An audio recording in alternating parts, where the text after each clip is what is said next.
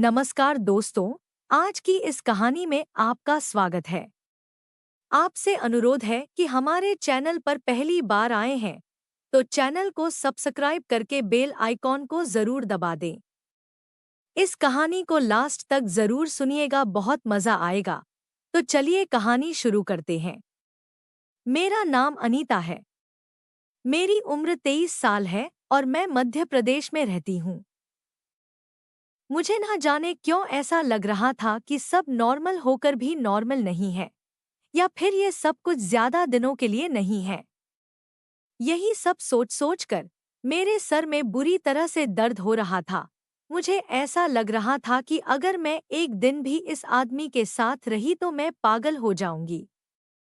कभी कभी मुझे लगता था कि मैं एक पागल औरत हूँ, लेकिन कभी कभी मुझे ऐसा लगता था कि मेरा पति ही पागल आदमी है। मैं डिसाइड नहीं कर पा रही थी कि हम दोनों में से कौन नॉर्मल था और कौन नहीं। एक फिटकरी थी जो मेरी जिंदगी की सबसे बड़ी मुसीबत बन चुकी थी। कोई सोच भी नहीं सकता था एक छोटी सी सफेद रंग की फिटकरी ने मेरी जिंदगी में जीना दुश्वार कर दिया था। रोज मेरा पति एक नई तरह की फिटकरी घर में लेकर आता था और उसे इतना संभाल कर रखता था कि जैसे वो कोई हीरे या जवाहरात हो। वो पागलों की तरह हर 10 मिनट बाद आकर अपनी फिटकरी का ध्यान रखा करता था कि कहीं फिटकरी खराब तो नहीं हो गई है, और कहीं कोई फिटकरी को चोरी करके तो नहीं ले गया, और कहीं कोई चीज फिटकरी के ऊपर तो नहीं गिर गई जिससे फिटकरी वेस्ट हो जाए। वो बार बार अपनी लाई हुई फिटकरी का ख्याल रखा करता था। कभी उसे लॉकर में रखता तो कभी उसे कपबोर्ड में रख देता, तो कभी उसे सूटकेस में संभाल कर रख देता था, तो कभी किचन में आटे के डिब्बे में छुपा कर रख देता था। मैं सोच सोच कर पागल हो गई थी कि आखिरकार इस फिटकरी में ऐसा भी क्या था जो मेरा पति उस फिटकरी के लिए पागल हुआ जा रहा था, और उसे फिटकरी की इतनी ज्यादा परवाह थी। शादी के बाद मैं जब नई नई दुल्हन बनकर इस घर में आई थी तो तब भी मेरे पति के हाथ में यही फिटकरी थी। वो मुझसे बात करने के बाद अपनी फिटकरी को लेकर बाथरूम में चला गया था, और मेरे पति को गए हुए लगभग 3 घंटे हो गए थे। मैं अपने पति का बहुत देर तक इंतजार करते करते सो गई थी। क्योंकि मैं भी दुल्हन बनकर काफी थक गई थी, इसलिए मुझे नींद आ गई थी। और आखिरकार मैं अपने पति का कब तक इंतजार कर सकती थी। मेरा पति तो ना जाने कब बाथरूम से बाहर निकलता, मैं कब सो गई, मुझे कुछ पता ही नहीं चला। सुबह को जब मेरी आंख खुली तो मेरा पति मुझे बिस्तर पर नजर नहीं आया था। मैं सोच में पड़ गई थी कि क्या उसने सारी रात बाथरूम में ही बिताई थी।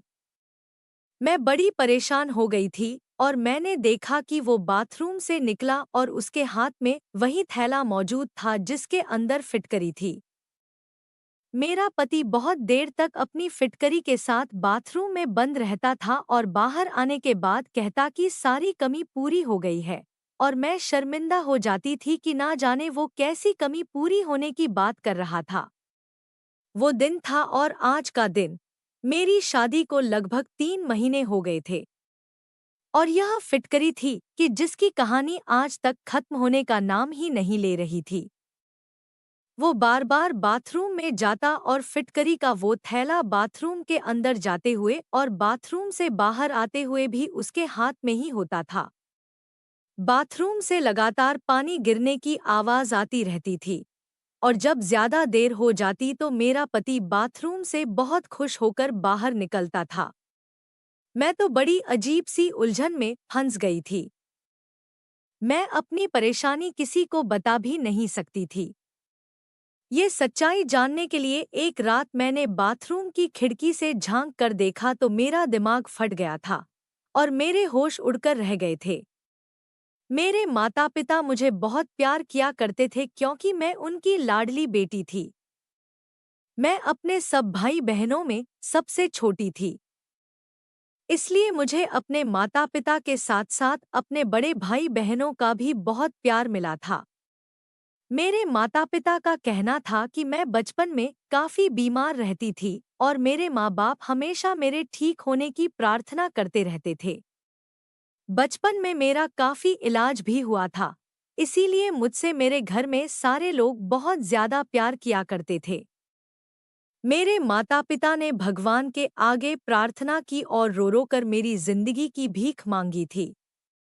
मगर मेरे माता पिता को ये पता नहीं था कि उनकी जिंदगी इतनी जल्दी उनको छोड़कर चली जाएगी और उनकी सबसे लाडली और छोटी बेटी उनके पीछे अनाथ हो जाएगी। अगर मेरे माता पिता को ये बात पता होती तो वो कभी भी बचपन में मुझे नहीं बचाते। मेरे परिवार में मेरे माता पिता के अलावा मेरे एक बड़े भैया और एक बड़ी बहन भी थी। वो सब लोग एक साथ मुझे छोड़कर इस दुनिया से चले गए। मैं 7 साल की थी जब हमारी पूरी फैमिली पिकनिक के लिए जा रही थी। तभी रास्ते में अचानक हमारी गाड़ी का एक्सीडेंट हो गया था। एक्सीडेंट इतना ज्यादा खतरनाक था कि मेरे माता पिता और मेरे दोनों भाई बहन की मौके पर ही मौत हो गई थी, लेकिन शायद भगवान को मुझे जिंदगी देनी थी। इसलिए कितने लोगों की मौत हो जाने के बाद मैं अकेली बच गई थी। मेरे मामूली सी चोट आई थी लेकिन मेरी जिंदगी बच गई थी। लोग मुझे देखकर हैरान हो रहे थे कि ये लड़की कैसे बच गई। कहते हैं कि जिसकी जिंदगी भगवान लिख दे उसे कौन मार सकता है। और कुछ लोग मुझे देखकर बहुत अफसोस भी कर रहे थे कि मैं अपने माता पिता के बिना कैसे इस दुनिया में अकेली रहूंगी। अच्छा तो यही होता कि मैं भी अपनी फैमिली के साथ ही इस दुनिया से चली जाती। लोग कह रहे थे कि यह लड़की अब अनाथ होकर जिंदगी कैसे गुजारेगी, कौन इसकी परवरिश करेगा। इसी तरह से मेरी पूरी फैमिली खत्म हो चुकी थी और मैं अकेली हो गई थी, क्योंकि मैं बिल्कुल लावारिस थी। मेरे पिता के सौतेले भाई ने मुझे अपने घर में जगह दे दी थी, क्योंकि और कोई मुझे अपने साथ रखने के लिए तैयार ही नहीं था। और मेरी माँ के रिश्तेदार तो डर की वजह से कभी हमारे घर पर अफसोस करने के लिए भी नहीं आए थे। मैं अपने चाचा चाची के घर में रहने लगी थी और उनकी बेटियों की उतरन पहनकर उनका बचा हुआ खाना खाकर अपना गुजारा कर रही थी। वो लोग मुझे बहुत ताने भी दिया करते थे। उन लोगों के ताने सुन सुनकर ही मैं जवान हो गई थी। और इसी तरह से टाइम तेजी से गुजरता चला गया था और मेरी शादी की उम्र हो गई थी। मेरे लिए काफी सारे रिश्ते भी आने लगे थे। मुझे ऐसा लगता था मेरे लिए रिश्ते आते ही मेरी चाची परेशानी में आ जाती थी। मेरी चाची ने मुझसे जान छुड़ाने के लिए मेरी शादी एक ऐसे इंसान से कर दी थी जिसको मैं जानती तक नहीं थी। फिर भी मैंने सोचा कि चाची के घर पर मुझे सारा दिन नौकरानियों की तरह काम करना पड़ता था। इससे बेहतर तो यही होगा कि मैं अपने पति के घर काम करूं और उसकी सेवा करूं। जब मैंने अपने होने वाले पति को देखा तो लड़का काफी हैंडसम और स्मार्ट था, इसीलिए मैं बेफिक्र हो गई थी। फिर सुना कि लड़के वालों का अपना घर है तो इस बात से मैं और भी ज्यादा खुश हो गई थी। चाची ने तो अपनी जान से छुटकारा पाने के लिए मेरी शादी जल्दबाजी में कर दी थी, क्योंकि मैं बहुत ज्यादा खूबसूरत थी और मेरी चाची की बेटियां मुझसे ज्यादा खूबसूरत नहीं थी। इसलिए चाची जलन की वजह से मुझे जल्द से जल्द विदा करना चाहती थी, ताकि उनकी बेटियों के लिए आगे का रास्ता साफ हो सके। विदाई के टाइम पर चाची ने मुझसे कहा था कि अब ससुराल में ही रहना, मेरे घर आने की कोई जरूरत नहीं। मेरे पास तो इतने पैसे नहीं है कि मैं तुम्हारा खर्चा उठा सकूं। जैसे भी हालात हो तुम्हें अपने ससुराल में ही रहना है और अगर अपनी ससुराल में तुम्हें कोई परेशानी लगे तो चुपचाप उसे बर्दाश्त करना। तलाकशुदा बनकर मेरे घर पर आने की कोई जरूरत नहीं है। चाची की इस बात ने मुझे बहुत परेशान कर दिया था। वह इस तरह की बातें ना जाने मुझसे क्यों कर रही थी। अभी तो मेरी विदाई भी पूरी नहीं हुई थी और वो तलाक तक पहुंच गई थी। आखिर वो ऐसा क्यों कह रही थी? क्या लड़के में कोई खराबी थी या उसके घर वालों में कोई गड़बड़ थी? मेरे दिमाग में अजीब तरह के सवाल पैदा होने लगे थे और इन्हीं सवालों को सोचते हुए जब मैं अपनी ससुराल विदा होकर चली गई तो शादी की पहली रात ही मुझे अंदाजा हो गया था कि चाची इस तरह की बातें क्यों कर रही थी। जिस लड़की के पति ने शादी की पहली रात उसके साथ रिलेशन बनाने के बजाय सारी रात बाथरूम में ही गुजार दी तो उसकी दिमागी हालत क्या होगी। शर्म की वजह से ये सवाल मैं अपने पति से कर भी नहीं सकती थी, क्योंकि मैं नई नवेली दुल्हन थी और नई नवेली दुल्हन ऐसी बात कहती कि उन्होंने ऐसा क्यों नहीं किया और सारी रात बाथरूम में क्यों रहे, तो यह बात गलत हो जाती। मैंने सोचा कि मैं तो सो गई थी, हो सकता है कि वो भी आकर सो गए होंगे। शायद बहुत सुबह को दोबारा बाथरूम में नहाने के लिए चले गए हो। बस यही सोचकर मैंने अपने दिल को तसल्ली दे दी थी। लेकिन मेरी यह तसल्ली किसी भी काम नहीं आई थी जब रोजाना कमरे में मेरा पति यही अजीबोगरीब तरह की हरकतें करने लगा था। शादी को 1 महीना पूरा होते ही मेरी सास ने पोता पोती की रट लगा ली थी। मेरी सास को तो ये भी नहीं पता था कि 1 महीने में से एक भी दिन उनके बेटे ने मुझे हाथ तक नहीं लगाया था। उनका बेटा तो ना जाने किन हरकतों में बिजी रहता था और मैं शर्म की वजह से यह बात किसी से कह भी नहीं सकती थी। 1 महीने बाद जब मैं चाची से मिलने उनके घर पर गई तो चाची मुझे देखकर परेशान हो गई थी और एकदम से उन्होंने मुझसे सवाल किया कि मैं अपना घर छोड़कर तो नहीं आई हूँ। चाची के सवाल पर मैंने बड़ी हैरत से उनकी तरफ देखा। मेरी विदाई के टाइम पर भी उनका मेरे साथ यही बिहेवियर था और मैं पूरे 1 महीने बाद उनसे मिलने के लिए आई थी। तब भी वो मेरे साथ ऐसी अजीबोगरीब बातें कर रही थी। मैंने चाची से कहा कि नहीं, मैं तो सिर्फ आपसे मिलने के लिए यहाँ पर आई हूँ। मुझे उनकी बात से बहुत दुख पहुँचा था। मैंने अपना सारा बचपन और लड़कपन इस घर में ही गुजारा था। मुझे इस घर से बहुत ज्यादा लगाव था। क्या मेरा इतना भी हक नहीं बनता था कि मैं इस घर में अपने चाचा चाची से मिलने के लिए भी कभी कभी आ जाऊं?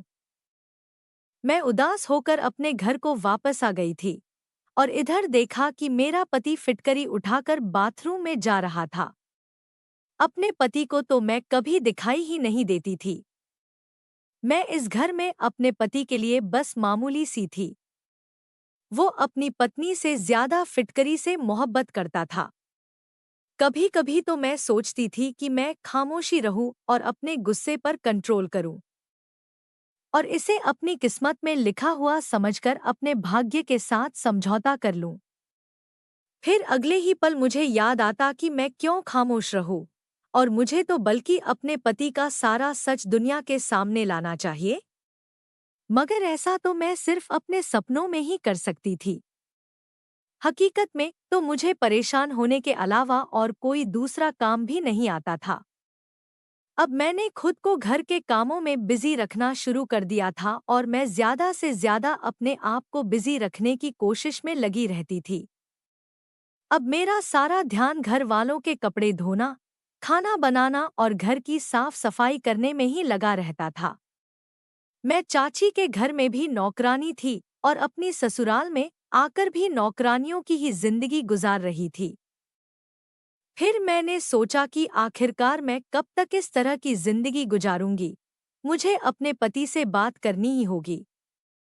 एक दिन मैंने बंद शब्दों में अपने पति को ये बात समझा दी थी कि उनकी माँ मुझसे पोता पोती की डिमांड करती है। ये बात सुनकर जैसे मेरे पति को करंट सा लग गया था।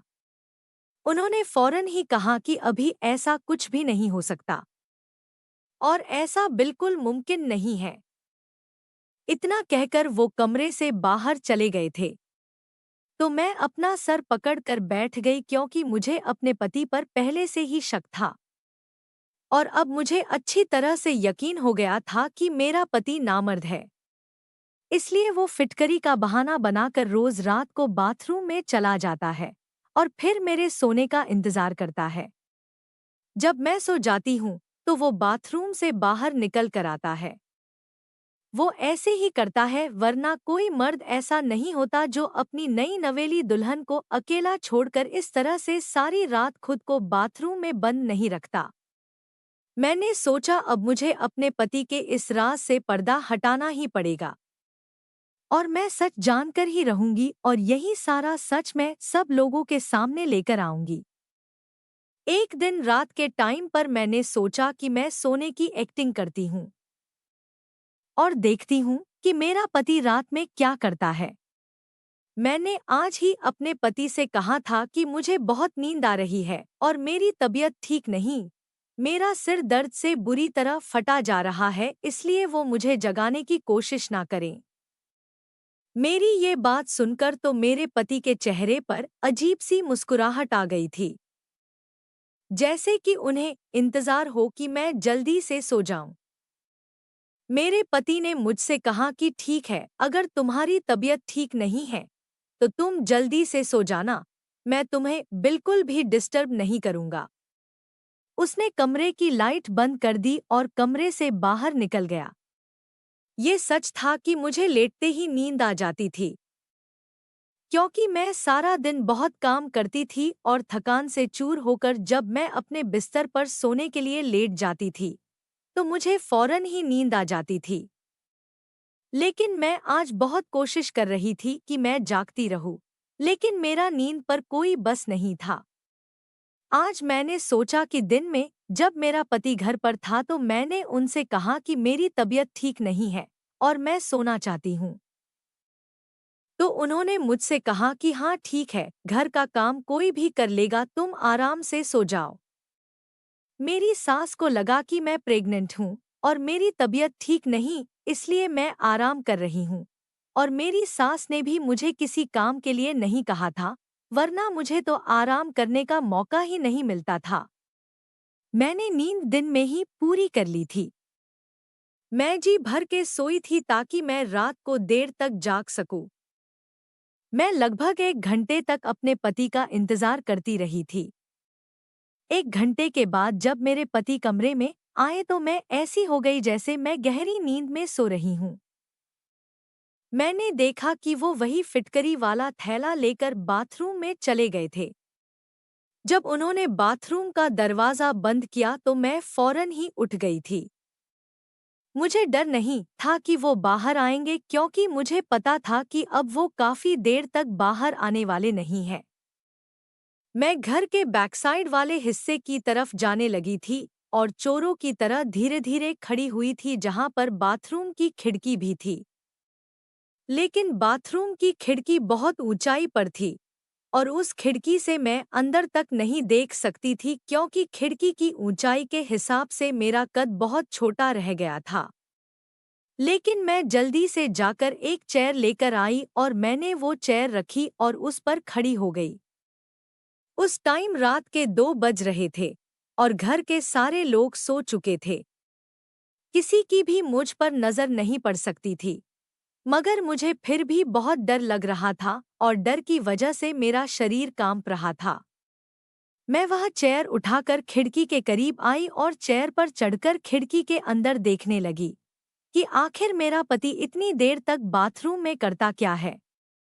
अपने पैर कांपने की वजह से मुझे ऐसा लग रहा था कि मैं ठीक से खड़ी नहीं हो पा रही हूँ।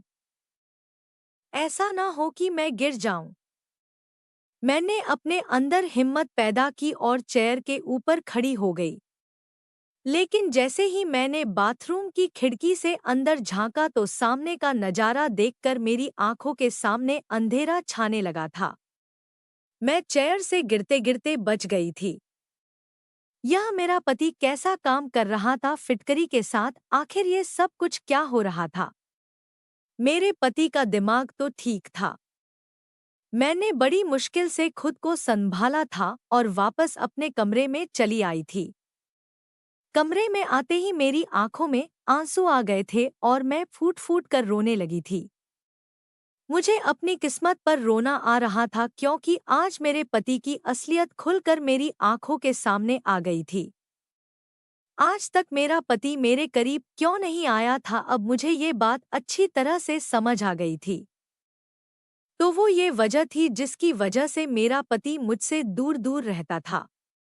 अब मुझे यकीन हो गया था कि मेरी चाची मेरे पति की असलियत को अच्छी तरह से जानती थी, इसलिए वो मुझसे इस तरह की बातें किया करती थी। उन्होंने जानबूझकर मुझे इस नर्क में धकेला था, वरना मेरे लिए रिश्तों की कोई कमी नहीं थी। मैं बहुत खूबसूरत थी जिसकी वजह से लोग मुझे देखते ही पसंद कर लिया करते थे, और चाची को सिर्फ इसी बात का डर था कि कहीं मुझे उनकी बेटियों से ज्यादा अच्छा रिश्ता ना मिल जाए। इसीलिए उन्होंने मेरी शादी इस आदमी के साथ करवा दी थी।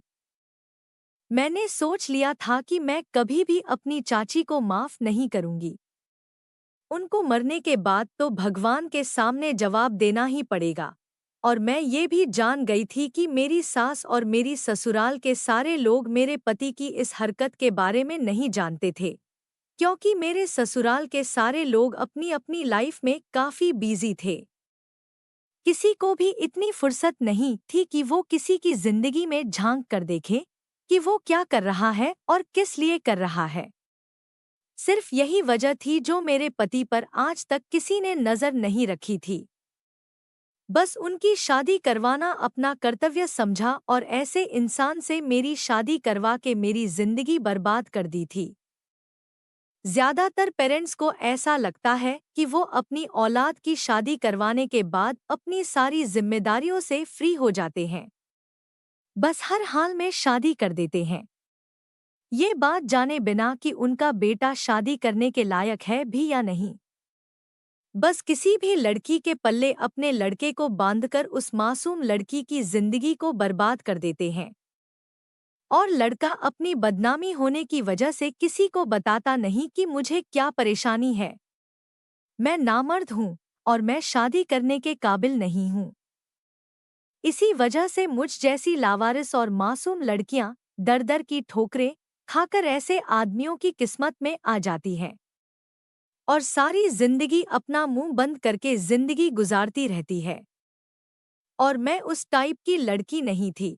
मैं चुप रहने वालों में से बिल्कुल भी नहीं थी। खामोश रहकर मुझे थोड़ी ना कोई अवार्ड मिलने वाला था, बल्कि मेरे ससुराल वाले सारी उम्र मुझे बच्चे ना होने के ताने देते रहते और मुझे बांझ कहा जाता। मैं सोच सोच कर बहुत आगे निकल आती थी, और अब परेशानी ये थी कि मैं क्या करती और कहाँ जाती। मेरे पास तो अपना सर छुपाने के लिए कोई दूसरी जगह भी मौजूद नहीं थी। और उधर चाचा के घर में चाची ने भी मुझे उनके घर पर जाने के लिए मना कर दिया था। मैंने डिसाइड कर लिया था कि मैं अब खामोश नहीं रहूंगी। मैंने बहुत बर्दाश्त कर लिया था, लेकिन अब कुछ भी बर्दाश्त करने के लिए नहीं बचा था। मेरे आगे पीछे कोई नहीं था, तो इसका क्या मतलब कि मेरा पति मुझे धोखे में रखता, और मैं इंतजार में थी कि मेरा पति बाथरूम से बाहर आ जाए। बहुत देर बाद जब मेरा पति बाथरूम से आया तो मुझे जागता हुआ देखकर वो चौंक गया था। मैंने गुस्से से अपने पति का गिरेबान पकड़ लिया और उससे चिल्लाते हुए कहा कि आखिर तुमने मेरे साथ ऐसा क्यों किया और तुमने सारी सच्चाई मुझसे क्यों छुपाई। मेरा पति एकदम अनजान बन गया। वो ऐसे एक्टिंग कर रहा था जैसे उसे कुछ पता ही ना हो। उसकी इस हरकत पर मेरा मन कर रहा था कि मैं उसे जान से मार डालूं। उसे नहीं पता था कि वो जो एक्टिंग मेरे सामने कर रहा है, मैं उस एक्टिंग को अच्छी तरह से समझ गई थी। वो मेरे सामने मासूम बनने की कोशिश कर रहा था, लेकिन वो मासूम नहीं था, बल्कि वो तो एक बहुत बड़ा चालाक आदमी था और चालाकी से ही मेरे साथ रह रहा था। मुझे बिल्कुल समझ नहीं आ रहा था कि आखिर कोई तो वजह होगी जिसकी वजह से वो अभी तक मेरे करीब नहीं आया था। और शायद यही वजह थी कि वो नामर्द है, लेकिन मेरा पति मुझे ये बात बताने से बहुत डर रहा था कि उसकी इंसल्ट होगी और लोग उसकी मजाक बनाएंगे। इसीलिए उसने शादी करके अपना सारा इल्जाम अपनी पत्नी पर डालने के बारे में सोचा होगा। मेरे दिमाग में बार बार अजीब अजीब तरह के ख्याल आ रहे थे। अब मेरी शादी को 3 महीने हो गए थे और पिछले 3 महीने से मैं लगातार डिप्रेशन का शिकार हो रही थी। आज जब मैं अपने पति का गिरेबान पकड़कर उससे सवाल कर रही थी, तो वो हैरत से मुझे देख रहा था, जैसे कि उसे यकीन नहीं आ रहा था कि मैंने उसका झूठ पकड़ लिया है। वो हक्का-बक्का होकर मुझे देखे जा रहा था। जब मेरे पति ने मुझे कोई जवाब नहीं दिया और उससे कोई जवाब नहीं बन सका तो मैंने फौरन ही अपना सामान पैक करना शुरू कर दिया। मैंने अपने पति से कहा कि तुम्हें शर्म आनी चाहिए, तुम इस तरह का घटिया काम करते हो, मैं तुम जैसे नामर्द आदमी के साथ नहीं रहना चाहती। और यही वजह है कि तुम इस घटिया फिटकरी को अपनी जान से भी ज्यादा संभाल कर रखते हो। मेरा पति अब भी हैरान सा खड़ा होकर मेरी सारी बातें खामोशी से सुन रहा था, मगर ऐसा लग रहा था जैसे वह मेरी बातों को समझ नहीं पा रहा था और वो काफी सैड लग रहा था कि मैं उसकी सारी बातों को जान चुकी हूँ। मैं अपने पति को हैरान और परेशान देखकर अपना सामान पैक करके दरवाजे की तरफ जाने लगी थी और घर से बाहर निकल गई थी। सारे घरवाले सो रहे थे। अभी मैं घर के मेन गेट तक नहीं पहुंची थी कि मेरा पति भागता हुआ मेरे पीछे आया और जबरदस्ती मेरा हाथ पकड़कर मुझे अंदर घसीटता हुआ मेरे कमरे में लेकर चला गया। मैंने शोर मचाने की कोशिश की तो उसने अपने हाथ मेरे मुंह पर रख लिया, जिससे मेरी आवाज निकलनी बंद हो गई थी और हल्की हल्की आवाज में मुझे खामोश रहने के लिए कहता रहा। वो मुझे कमरे में लेकर आ गया और बेड पर बैठने के बाद उसने कमरे के दरवाजे को अंदर से बंद कर लिया। मुझे अपने पति पर बहुत गुस्सा आ रहा था। मैं एकदम दरवाजे की तरफ जा रही थी मगर उसने फिर मुझे पकड़कर बेड पर पटक दिया और कहने लगा, यह क्या तमाशा लगा रखा है, तुम्हें मेरी बात एक बार में समझ नहीं आती। मैंने तुमसे कहा कि खामोश रहो, बस एक बार तसल्ली से बैठकर मेरी सारी बात सुन लो और तुम इस टाइम रात के इतने अंधेरे में कहाँ पर जाओगी? क्या तुम लोगों को हमारे बारे में बातें बनाने का मौका देना चाहती हो? अपने पति की कही हुई बात पर मैं और भी ज्यादा गुस्सा करने लगी। मैंने कहा कि तुम्हें क्या लगता है तुम लोगों से सच छुपा कर रखोगे? सच ज्यादा दिन तक छुपकर नहीं रह सकता और दुनिया वालों के सामने आ ही जाएगा कि तुम शादी के लायक नहीं हो और तुम एक नामर्द हो। मैं ये बात सारी दुनिया को बताना चाहती हूँ कि तुम नामर्द हो और तुमने मेरी जिंदगी के साथ खिलवाड़ किया है। मैं तुम्हें कभी भी माफ नहीं करूंगी। मैं अपने होश खो बैठी थी और जो मेरे मुंह में आ रहा था मैं कहे जा रही थी। मेरी इतनी बातें सुनकर मेरे पति ने मेरे मुंह पर एक जोरदार थप्पड़ मार दिया था। मैं उसका थप्पड़ बर्दाश्त नहीं कर सकी और लड़खड़ाते हुए जमीन पर गिर गई और जमीन पर जब मेरे घुटने लगे तो मैं बुरी तरह से दर्द में हो गई थी और दर्द से मेरी आंखें भर आई थी और मैं रोने लगी थी। बल्कि ये चोट तो बहुत मामूली सी थी। जो चोट मेरे दिल पर लगी थी उसने मेरे पूरे दिल को घायल कर दिया था। मैं चौंक गई और परेशानी से अपने पति की तरफ देखने लगी। मुझे इस बात की उम्मीद बिल्कुल भी नहीं थी कि मेरा पति आखिरकार मुझ पर हाथ भी उठा सकता है। अगले ही पल मैं थप्पड़ का दर्द भुलाकर अपने पति के सामने आकर खड़ी हो गई और कहने लगी कि तुम्हारे थप्पड़ मारने पर भी मैं इस घर में अब और नहीं रह सकती। मैंने भी चिल्ला चिल्ला कर अपने पति से बात करना शुरू कर दिया था। मेरे पति ने फिर से कहा कि हल्की आवाज में बात करो वरना सारे घरवाले जाग जाएंगे। मेरे पति को बहुत गुस्सा आ रहा था और उसकी आंखों से गुस्से भरे एक्सप्रेशन साफ देखे जा सकते थे। मेरे पति ने कहा कि तुम जैसा सोच रही हो वैसा कुछ भी नहीं है। शायद तुम्हें गलतफहमी हुई है, मैं नामर्द नहीं हूँ। तुम अपने दिमाग से सोचना बंद कर दो, मैं नामर्द नहीं हूँ, बल्कि मैं एक बहुत बड़ी बीमारी का शिकार हूँ, जिसकी वजह से एक वैद्य ने मुझे ये इलाज करने के बारे में बताया था कि मैं फिटकरी के इस्तेमाल से जल्द सेहतमंद हो जाऊंगा। पहले तो मैं बिल्कुल ठीक था, लेकिन पिछले 6 महीने से मेरे शरीर में बुरी तरह से खुजली हो रही थी और धीरे धीरे बदबू भी पैदा होने लगी थी और इस वजह से मेरे करीब कोई नहीं आता था। मैंने अपनी इस बीमारी का हर तरह से इलाज किया, बड़े से बड़े डॉक्टर को दिखाया और काफ़ी सारी महंगी दवाइयों का भी इस्तेमाल किया। नेट से देखकर हर घरेलू उपाय भी इस्तेमाल कर लिया, लेकिन मुझे सिर्फ नॉर्मल सा ही फायदा होता था। मगर अब मेरी यह बीमारी काफ़ी हद तक बढ़ गई थी और मुझे बहुत दिक्कत का सामना करना पड़ता था। काफ़ी बड़े-बड़े डॉक्टर्स को दिखाया तो उन्होंने बताया कि मेरे खून में इन्फेक्शन हो गया है।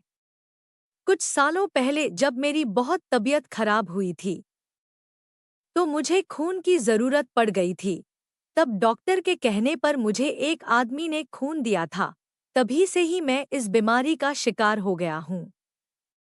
डॉक्टर का कहना है कि उस आदमी के खून में एलर्जी थी, इसलिए मेरे खून में भी इन्फेक्शन हो गया और मेरी सारी बॉडी पर एलर्जी हो गई।